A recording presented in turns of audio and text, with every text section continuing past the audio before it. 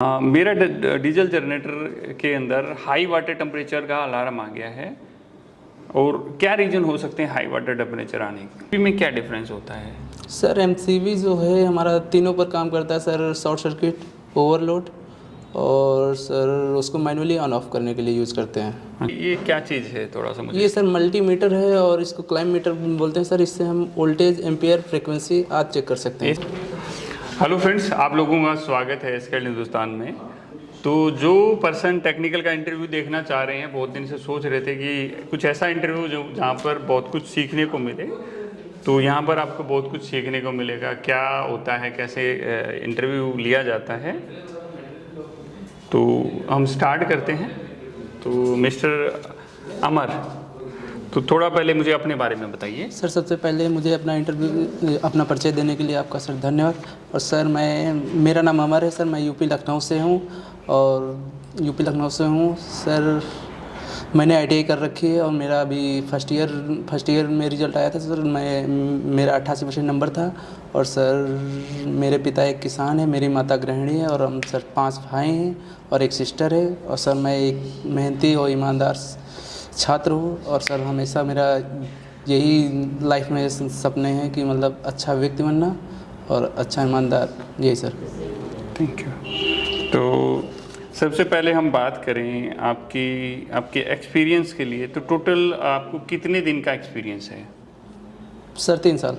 3 साल आपको काम करते हुए हो गया है? जी सर। तो पहले आप जब ऐसे आपके पास आईटीआई नहीं थी, तब से ही आप जॉब कर रहे हैं? जी सर।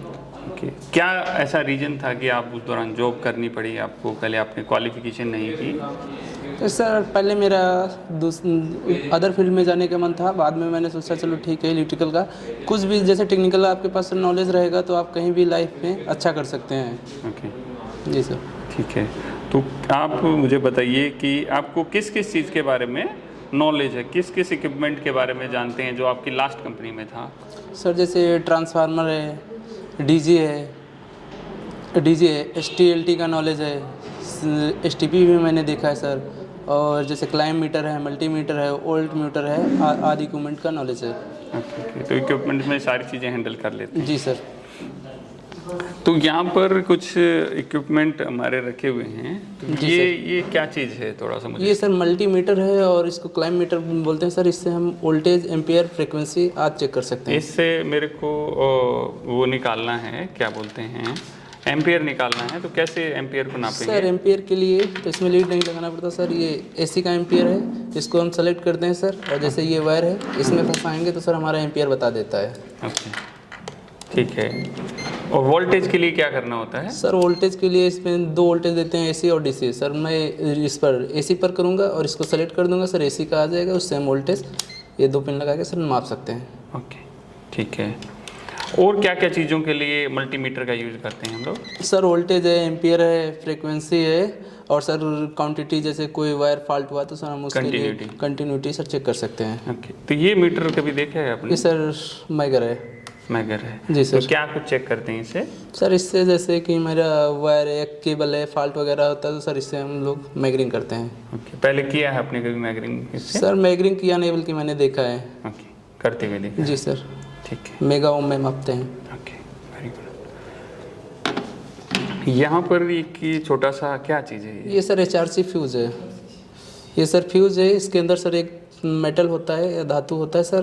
कभी भी जैसे इस पर एम्पियर इतना होता है, इससे ज़्यादा एम्पियर, जैसे 20 एम्पियर पर है सर, और 20 से ज़्यादा 25 होगा तो सर ये मतलब वो हो जाएगा, ब्रेक हो जाएगा। जी सर। सिर्फ ये ओवरलोड पे ही काम करता है और किसी कंडीशन पे भी काम करेगा? सर ओवरलोड है और शॉर्ट सर्किट पर काम कर सकता है। तो इसमें और एमसीबी में क्या डिफरेंस होता है? सर एमसीबी जो है हमारा तीनों पर काम करता है सर। शॉर्ट सर्किट, ओवरलोड और सर उसको मैनुअली ऑन ऑफ करने के लिए यूज़ करते हैं। ओके। तो ये अगर ख़राब हो गया तो कैसे क्या करना पड़ेगा? सर इसको ख़राब हो गया सर, वो पैनल होता है सर, जहाँ भी होता है, जहाँ यूज़ करते हैं सर, इसको ऐसे लगाते हैं सर। इसको फिर ख़राब होगा तो सर मल्टीमीटर से इसका क्वांटिटी चेक करते हैं। ख़राब है तो हटा देंगे, वरना हम दूसरा न्यू तो इसको ऐसे ही लगा सकते हैं या कुछ प्रोटेक्शन लेना पड़ेगा लगाने के लिए? नहीं सर, लाइट ऑफ करना पड़ता है। लाइट ऑफ करना पड़ता जी सर। है। ये क्या चीज़ है? ये सर कॉन्टेक्टर है। तो इसको अगर चलाना है तो क्या कुछ है इसमें, पॉइंट्स दे रखे हैं बहुत सारे, जी उनके सर। बारे में थोड़ा सा। जैसे कि देख सकते हैं सर, यहाँ से NONC और कोयल के भी आते हैं A1 A2, और ये सर मोटर के निकलते हैं, यहाँ से इनपुट करते हैं, यहाँ से आउटपुट निकलते, जहाँ इनपुट होगा L1 L2 L3 लिखा होगा, और जहाँ इनपुट होगा T1, आउटपुट होगा T1 T2 T3 निकल होगा, T1 T2 T3 जहाँ भी लिखा हो तो sir terminal 1 terminal 2 terminal 3 sir motor का ही होता है। और आउटगोइंग दिखाता जी सर, आउटगोइंग दिखाता है। है, ठीक है। ये क्या चीज़ है?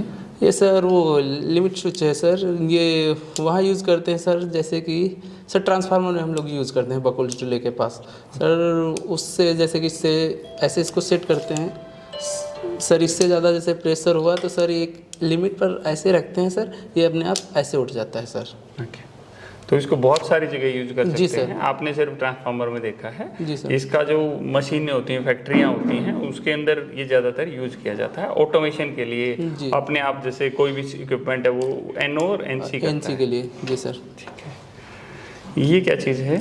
ये सर ये है हमारा टी ए बैंड सर, जैसे हम लोग वायरिंग करते हैं कहीं से सर, ये टी इसलिए सर हम लोग 3 तरीके से कनेक्ट करते हैं। एक जैसे पाइप हमको बढ़ाना है, यहाँ से कर सकते कितने हैं, यहाँ mm का है भाई?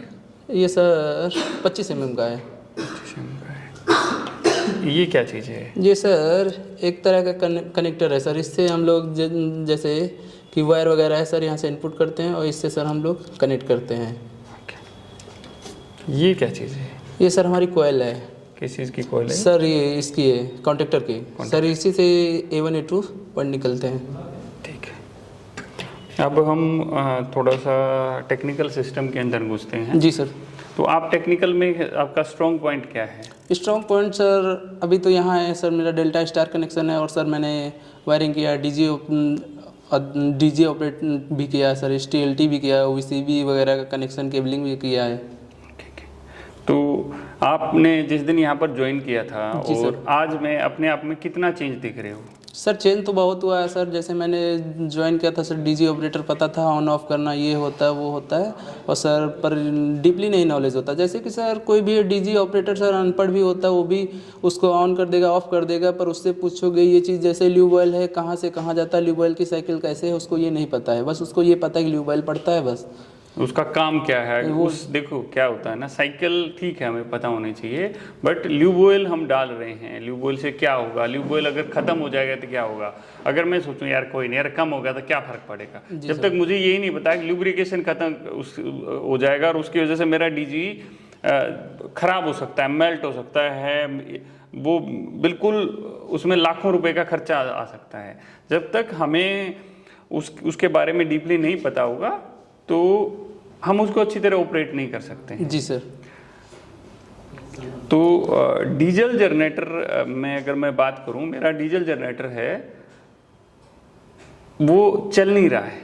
जी सर। क्या प्रॉब्लम हो सकती सर है? चल नहीं रहा है तो पहले हमको देखना पड़ेगा फ्यूल तो नहीं ख़त्म हो गया है, और सर कहीं से लीकेज या लुब्रिकेंट वगैरह है, और सर कंट्रोल पैनल होता है वहाँ से देखेंगे कि कोई इमरजेंसी स्टॉप तो नहीं लगा दिया है, या कोई अदर तरह की प्रॉब्लम नहीं आ गई। सर ज़्यादातर ऐसे केसेस होते हैं। और क्या रीजन हो सकता है? सर इमरजेंसी स्टॉप होता है सर, बैटरी का वोल्टेज तो कम नहीं हो गया, और सर बैटरी डेड तो नहीं है, बैटरी जी का सर। टर्मिनल कनेक्टेड तो नहीं है। जी सर।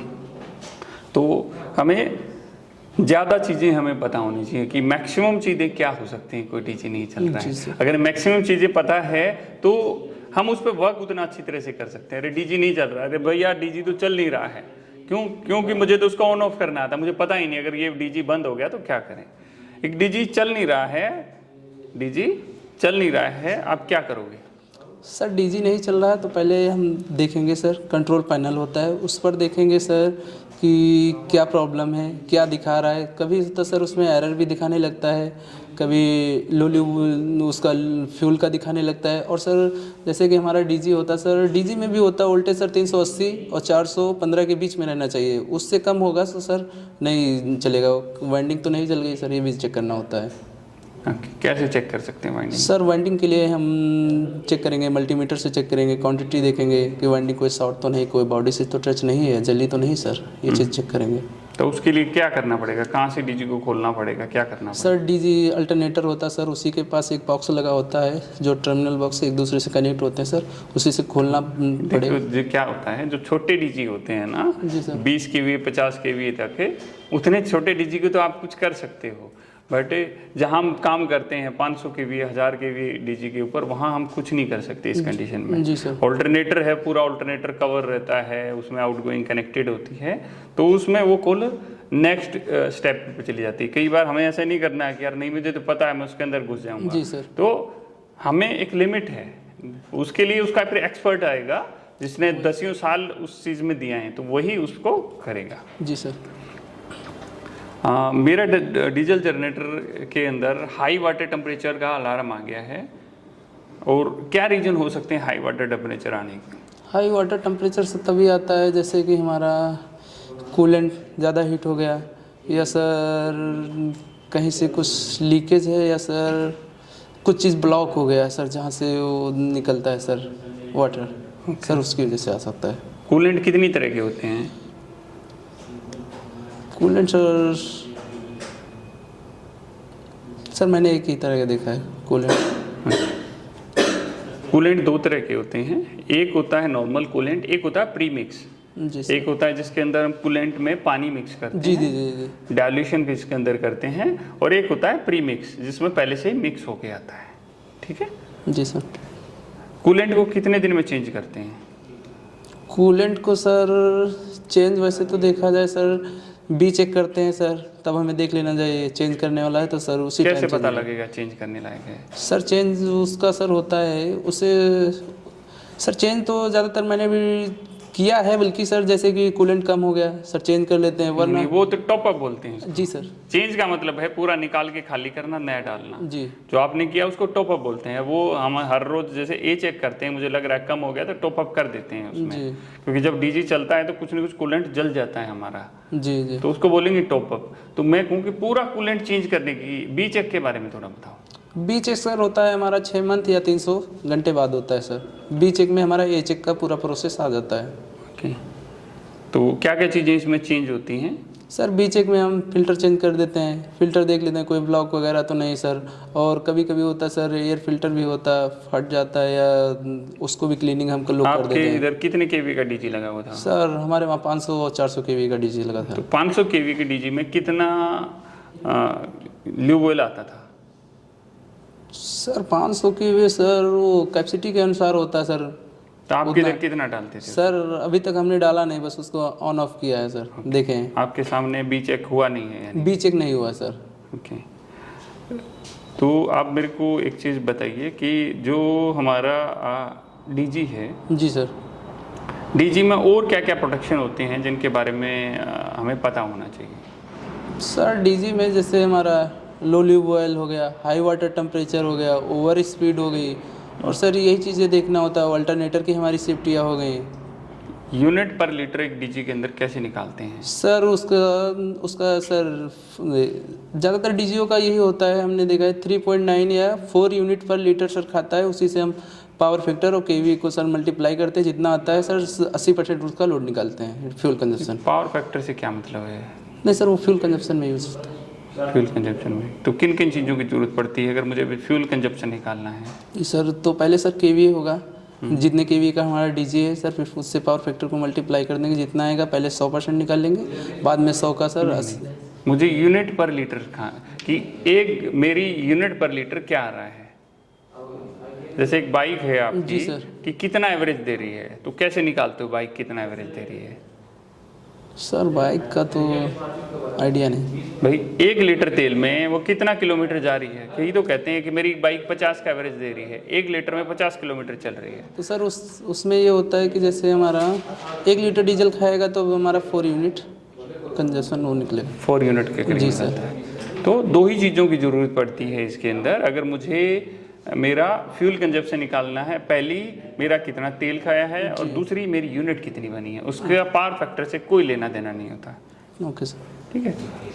तो जो रीडिंग होती है एक डीजी के अंदर क्या क्या रीडिंग्स ली जाती हैं? सर रीडिंग जैसे लेते हैं हम लोग, बैटरी वोल्टेज लेते हैं, आरएच लेते हैं, रनिंग आवर कितना चला है, और केडब्ल्यूएस लेते हैं, और सर यही फुल। केडब्ल्यूएच कहाँ से लेते हैं? सर उस पर जो कंट्रोल पैनल होता है सर उसी पर लिखा होता है सर, उससे हम लोग क्लिक करके देख लेते हैं। डिजिटल मीटर लगा होता है। ओके, कंफर्म वहीं से देखते हो? जी सर। ओके, वो वहाँ पर नहीं होता है। जो हमारी KWH और जो रीडिंग्स वगैरह होती हैं, जो आपका इलेक्ट्रॉनिक कंट्रोल पैनल होता है वहाँ पर सिर्फ आपको डीजी से रिलेटेड रीडिंग्स मिलती हैं कि आपका कितने घंटे चल चुका है, उसका आरपीएम क्या है, स्पीड क्या है, ये है। जो आपको केडब्ल्यूएच या एम्पियर की रीडिंग्स होती हैं वो आपको इलेक्ट्रॉनिक पैनल जो अपना हमारा एनर्जी मीटर होता है या जिसको मल्टी फंक्शन मीटर कहते हैं वहाँ से आपको मिलती हैं। जी सर, वहीं लगा होता है वासी में। तो ये हमारा एक मीटर है, ये क्या चीज़ का मीटर है? सर ये वोल्ट मीटर है। ओके, कहाँ यूज करते हैं इसको? ये सर वोल्टेज मापने के लिए यूज़ करते हैं, जैसे स्टार्टर वगैरह हो गया, या सर ये एनालॉग मीटर है। ओके, मेरा जो ट्रांसफार्मर है जी सर। वो किसी वजह से ट्रिप हो गया है, जी सर। तो मेरे को कैसे पता लगेगा कि किस वजह से ट्रिप हुआ है, क्या है? सर ट्रांसफार्मर का जैसे हमारा ट्रिप हुआ तो सर ट्रांसफार्मर में पहले तो हमारी सप्लाई चली जाएगी सर, वीसीबी को कमांड दे देगा सर, रिले वहाँ से ट्रिप हो जाएंगे। सर बाद में देखेंगे अनाउंस सेटर पैनल लगा होता सर, उस पर देखेंगे किस चीज़ का अलार्म है, वाइंडिंग टेम्परेचर हीट का तो नहीं है, कहीं ऑयल टेम्परेचर का इंडिकेशन तो नहीं दे रहा सर, उससे पता करेंगे। ओके, तो अगर सपोज मैं कहूँ कि हाई वाइंडिंग टेम्परेचर का उसमें आया हुआ है, तो कैसे रीसेट प्रोसेस कैसे होता है, क्या क्या करेंगे? सर उसमें ऑप्शन देते हैं सर, ट्रांसफार्मर के पास जो अनाउंसेटर पैनल होता है सर, उसमें आइकन का देते हैं और उससे रीसेट कर देते हैं सर। रीसेट का भी ऑप्शन। रिले को कैसे रीसेट करेंगे? सर रिले के लिए सर हमारा सर रिले लगा होता है, जैसे उसमें सर बाहर को आ जाती है, और सर कहीं कहीं तो दूसरा लगा होता है, एक ऐसे छड़ की टाइप में लगा होता है सर, वो नीचे आ जाती है, उसको पुश करेंगे सर। उसमें हर एक जगह का अलग अलग सिस्टम होता है सर। ओके, ठीक है। मैं अगर बात करूँ वीसीबी की, जी सर, तो वीसीबी अगर हमारी ऑन नहीं हो रही है किसी वजह से, जी सर, तो क्या कारण हो सकता है? सर वीसीबी हमारी किसी कारण ऑन नहीं हो रही तो सर पहले देखेंगे सर कि जो जहाँ से कमांड जा रही सर 33 से हमारा ट्रांसफार्मर जा रही है, फिर सर 11 पर जा रही सर, 11 के पास सर कोई जैसे आरएमयू वगैरह बना है सर, वहाँ फॉल्ट है, तो सर पहले हम 11 को बंद करेंगे, फिर 33 से चालू करेंगे, नहीं हो रहा तो सर हम उसको मैनुअली ऑपरेट करेंगे। ओके, मैनुअली कैसे ऑपरेट करेंगे? सर मैनुअली ऑपरेट करेंगे, उसमें दो ऑप्शन देते हैं, बटन से देते हैं सर, पुश बटन, एनओएनसी होता है सर। एसीबी होती है, एयर सर्किट ब्रेकर, कितनी तरह की होती हैं? एयर सर्किट ब्रेकर सर एक ही तरह के होते हैं। कौन सा? Sir air circuit breaker ACB को। ओके, इसमें एक ईडीयू और एमडीयू होता है, वो क्या होता है? सर ईडीयू का मतलब होता है इलेक्ट्रिकल ड्राउट, और एमडीयू का मतलब होता है मैकेनिकल ड्राउट। ओके, तो इन दोनों में क्या डिफरेंस है? सर इलेक्ट्रिकल ड्राउट होता है जो सर वो मोटर, यूनिवर्सल मोटर लगा होता है सर, वो स्प्रिंग से चार्ज होता है, और मैकेनिकल ड्राउट मतलब ये होता है सर बिना सप्लाई काटे उसको सर ऑपरेट करना। ओके, बिना सप्लाई अरे नहीं सर, सप्लाई तो हो जाता है सर, बाहर आउट करना, मतलब रैक इन करना, रैक आउट करना। ओके, जो हमारे ब्रेकर होते हैं, एक ईडीयू होता है इलेक्ट्रिकल ड्राउट, एक एमडीयू होता है मैनुअल ड्राउट। जी सर, मैनुअल ड्राउट, मैकेनिकल नहीं होता है। मैकेनिकल तो ब्रेकर पूरा ही होता है हमारा। जी सर। इलेक्ट्रिकल में जो हैंडल से हमें चार्ज, इलेक्ट्रिकल में मोटर चार्ज कर देती है, और जो मैनुअल है हमें हैंडल से स्प्रिंग चार्ज करना होता है। जी सर।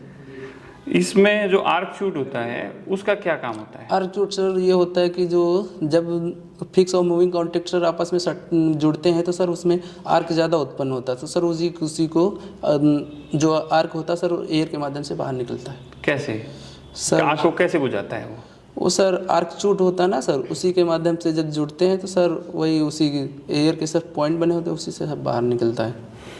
देखा है आपने आर्क शूट को? देखा है कभी हाथ में जी लेके? सर। एसीबी की सर्विस कैसे करते हैं? सर एसीबी की सर्विस तो यही करते हैं, उसमें देखते हैं क्या है, ग्रीसिंग कर देते हैं, ऑयलिंग कर देते हैं, और जब प्रॉब्लम है सर एयर ब्लोअर वगैरह से मार देते हैं, यही होता है। ओके, जो मेरा बकोज रिले है ट्रांसफार्मर के अंदर, जी सर, वो किस तरह काम करती है? बकोल्ज रिले सर, बकोल्ज रिले सर वो ट्रिप करा देती है बकोल्ज रिले। किस तरह कराती है? सर उसमें लिमिट स्विच लगा होता है, उसी से कराती है सर, उसको कमांड मिलता है। कहाँ से मिलता है, कैसे? सर वीसीबी से मिलता है। नहीं, बकोज रिले किस फंडामेंटल पर? जैसे हाई वाटर टेम्परेचर का WTI OTI हमने कहा, टेम्परेचर बढ़ने में करेगी, बकोज रिले किस प्रोटेक्शन के लिए लगा रखी है? सर वो शायद ऑयल टेम्परेचर बढ़ता है सर, इसीलिए होता है। तो WTA क्यों देखा है? सर नहीं OTA क्यों देखा सर, OTA वाइंडिंग का जब टेम्परेचर इंडिकेशन होता है सर वो ज़्यादा बढ़ता है, तभी सर वो ट्रिप कराता है। बकोज रिले गैस ऑपरेटेड रिले जी सर। होती है, ठीक है। जब ट्रांसफार्मर के अंदर कोई वाइंडिंग के अंदर फॉल्ट हो जाएगा जब वो काम करेगी, जी सर। ठीक है। तो इसका थोड़ा ध्यान रखना है। जी सर। आपका ऑल ओवर इंटरव्यू काफ़ी सही रहा है। मैं आपको 10 में से 8.5 मार्क दूंगा। कुछ चीज़ें हैं थोड़ा सा, कई बार क्या होता है ना, जो मुझे लगा आपके अंदर कॉन्फिडेंस की कमी नहीं है। मुझे लगा कि ओवर कॉन्फिडेंस कई बार नहीं होना चाहिए।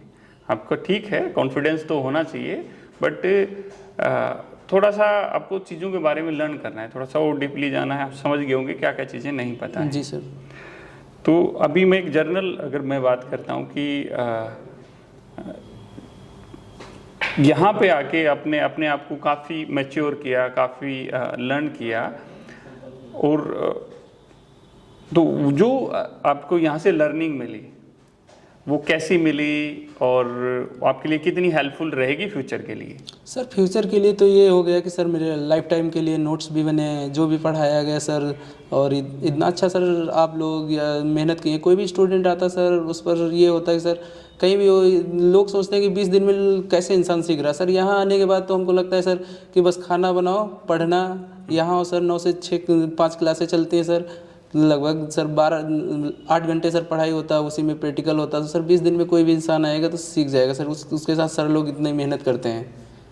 जो लोग देख रहे हैं उनको कुछ मैसेज देना चाहोगे? सर मैसेज यही है कि सर जो भी है सर, कोई भी है सर, जिसको ज्वाइन करना है सर ज्वाइन कर सकता है सर। वो तो बात की है सर, किसी को फ्यूचर अपना बनाना है टेक्निकल लाइन में। सर हम भी देखें, हम भी 2 साल काम किए हैं, तो सर हमको भी ज़रूरत पड़ा है, वरना कहीं भी इंडस्ट्री में जो अगर हम सीख लेते इतना बढ़िया तो सर हमको यहाँ आने की ज़रूरत नहीं थी। आपने काम भी किया है 2-3 साल, नहीं आपको लगा कि कोई सिखाता है आपको? नहीं सर, वहाँ सिखाता है सर, जैसे कि है कि वहाँ सिखा तो देंगे ये चीज़ है, पर उतना डीपली तुमको बता नहीं पाएंगे सर। जैसे कि वो कर दिए, उसमें ऑयल डाल दिए, किस लिए डालते हैं, क्या काम है सर, कोई नहीं बताता। उनको भी नहीं पता होता उनको भी नहीं पता होता सर। यहाँ तक सुपरवाइज़र भी हमने देखे हैं सर, वो ऐसे बन गए हैं सर, उनको नॉलेज नहीं। अब कैसे बन गए सर, उनसे सर पूछो तो उनको ही नहीं डीपली पता है। तो दोस्त अभी आप पहले अपनी जो ऑलरेडी आप जहाँ जॉब कर रहे थे तो वहाँ वहीं पर जाके जॉब करोगे, और जैसा कि मैंने आपको कमिटमेंट किया है कि बहुत जल्दी आप लखनऊ में जॉब ढूंढ रहे हैं ना, लखनऊ में, तो बहुत जल्दी आपको लखनऊ में कुछ ना कुछ अपॉर्चुनिटी मिल जाएगी। हम आपको बताएंगे। जो इंटरव्यू दिया है थोड़ा सा और तैयारी करोगे, आपका पहले इंटरव्यू में सिलेक्शन हो जाएगा। Okay sir. कि कोई भी इंटरव्यू सिलेक्शन के लिए ना 10 में से अगर 7 साढ़े 7 नंबर आपको मिल रहे हैं ना, तो मेरे हिसाब से वो बंदा सही है, परफेक्ट है। जितने मैंने आपसे क्वेश्चन पूछे इतने क्वेश्चन कोई नहीं पूछता है। ये क्वेश्चन आपके लिए थे, आपके बेटरमेंट के लिए थे। हमारे जो बाकी स्टूडेंट हैं वो भी समझें कि क्या इंटरव्यू होता है, किस तरह होता है। जो हमारे व्यूअर देख रहे हैं कि किस तरह के इंटरव्यू पूछे जाते हैं, क्या चीज़ें होती हैं, हमें किन चीज़ों के बारे में पता होना चाहिए। बहुत सारे लोगों को खाली हाउस वायरिंग की नॉलेज होती है। सर मुझे टेक्निकल की चीज़ें आती हैं। मैं उन लोगों को कहना चाहूँगा कि यहाँ से हाउस वायरिंग से बाहर ना बहुत बड़ी चीज़ें होती हैं। सर हाउस वायरिंग तो कुछ नहीं हुआ, मैंने भी हाउस वायरिंग किया। अब हाउस वायरिंग सीख लिए, कहीं भी इंडस्ट्री में जाओगे तो आपको डेल्टा स्टार कनेक्शन मिलेगा, डीजी भी मिलेगा, सब स्टेशन भी मिलेगा, WTP भी मिलेगा, STP भी मिलेगा। तो सर एक चीज़ से काम नहीं होने वाला। आप यही है कि फोकस करिए, कोई भी चीज़ हो सारी चीज़ों का नॉलेज लीजिए। और प्लम्बर का भी मिलेगा सर, फायर का भी मिलेगा सर, और चिलर का भी सर, बहुत चीज़ें हैं। पूरा सीखना सर बिल्कुल ज़रूरी है। और सर यही कहना चाहेंगे, स्किल्ड हिंदुस्तान सर कहीं भी हो, जैसे सर हम देखते हैं लड़के बीटेक करके 5-6 लाख रुपए मतलब वो करते हैं सर, और उनको नॉलेज अच्छा नहीं मिलता। और यहाँ के लोग 7,000 या 8,000 जो भी है फीस, और उतने में अपना अच्छे से अच्छा फ्यूचर बना रहे हैं। और सर यही थैंक यू। और टीम कैसी रही इधर, अपना टीम कैसी रही, और तुम्हारे फ्रेंड सर्कल कैसा रहा? सर टीम तो अच्छी रही सर। सबसे पहले आपको भी धन्यवाद, और सर जितने टीचर लोग हैं उनको भी बहुत धन्यवाद सर, जितनी मेहनत किए हैं। और सर हमको नहीं लगता कहीं भी जाएंगे या कोई भी ट्रेनिंग सेंटर ज्वाइन करेंगे सर इतना नॉलेज है, इतने अच्छे सर। आप भी कहीं भी हॉस्टल सर कोई भी दिक्कत होती थी तुरंत बताते थे, हम लोग बताते थे, उसका सलूशन भी समाधान भी मिलता था सर, कोई भी हो। तो वही है, देखो आप भी आपने ज्वाइन किया है, सब कुछ है, तो आप लाइफ टाइम के लिए स्किल्ड हिंदुस्तान के साथ जुड़ गए हो। कैसे आपका लाइफ टाइम कार्ड बनेगा उसके बारे में मैंने प्रोसेस आपका बता दिया है। जी सर। आपका सर्टिफिकेट हम कोशिश करेंगे आज आपका सर्टिफिकेट भी आपको इशू कर दें। जी सर। और भी जो लोग देख रहे हैं जल्दी से जल्दी ज्वाइन करें, नए बैचेस स्टार्ट होने वाले हैं, जो नंबर चल रहे हैं उन पर कांटेक्ट करके ज्वाइन कर सकते हैं। मिलते हैं आप लोगों से। जय हिंद, जय हिंदुस्तान।